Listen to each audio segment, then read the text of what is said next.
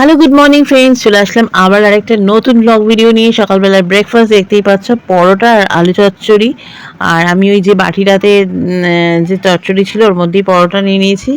তো যেহেতু শনিবার নিরামিষ, তো আজকে কিন্তু দুপুরে রান্না করব কি বলতো, মিমির ভীষণ পছন্দের একটা আইটেম, সেটা হচ্ছে ধোকার ডালনা। ধোকাগুলো একটু ছোট করে কাটা হয়ে গেছে, ঠিক আছে, আমরা তো নিজেরাই খাবো বাড়িতে। আর এই যে বাসনগুলো মাজতে হবে, আর এই যে কড়াইটাতে ধোকাটাকে কষিয়েছি, তো সেটাকে একটু ভালো করে মেজে তুলতে হবে। তো চলো বাসন কটা মেজে নেওয়া যাক।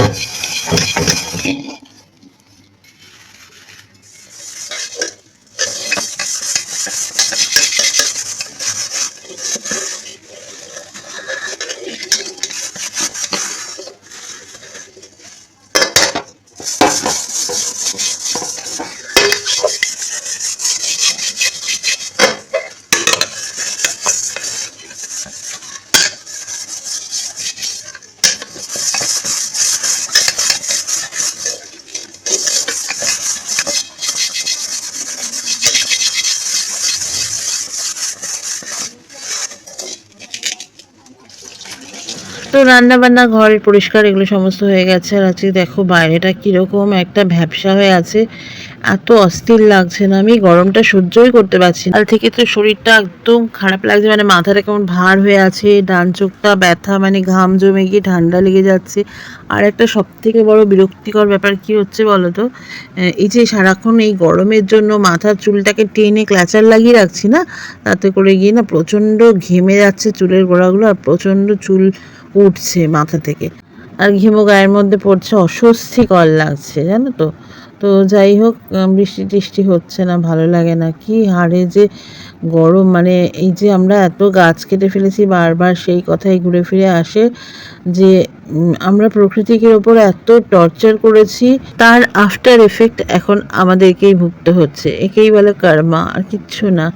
আমরা ভেবেছিলাম গাছ কেটে ফেলবো, বড় বড় ফ্ল্যাট বাড়িতে থাকবো, এসি লাগিয়ে নেব, ব্যাস ঠান্ডা থাকবে।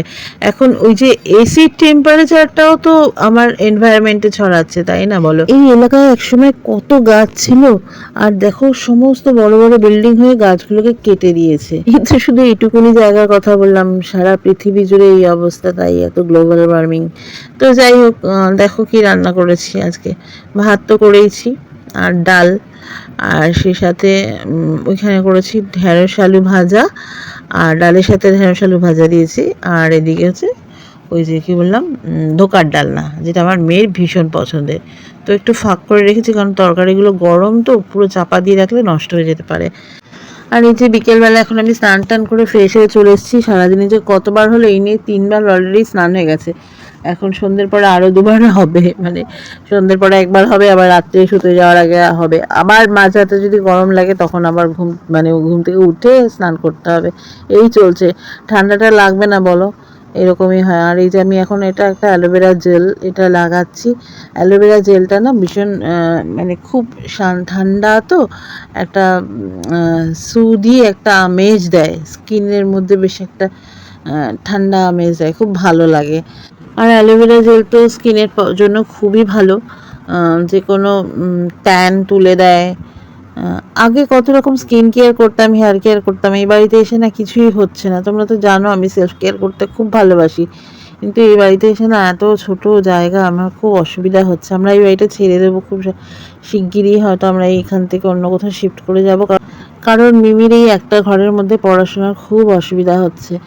আমাদেরও নানান রকম সমস্যা হচ্ছে, তার জন্য আমরা হয়তো শিফট করে যাব। যাই হোক চলো, মিমি চা নিয়ে আসছে, আর আমি বিছানাতে একটু আগে শুয়েছিলাম, বালিশগুলো ছড়ানো ছিল, তো সাইডে বালিশটা সরিয়ে দিলাম।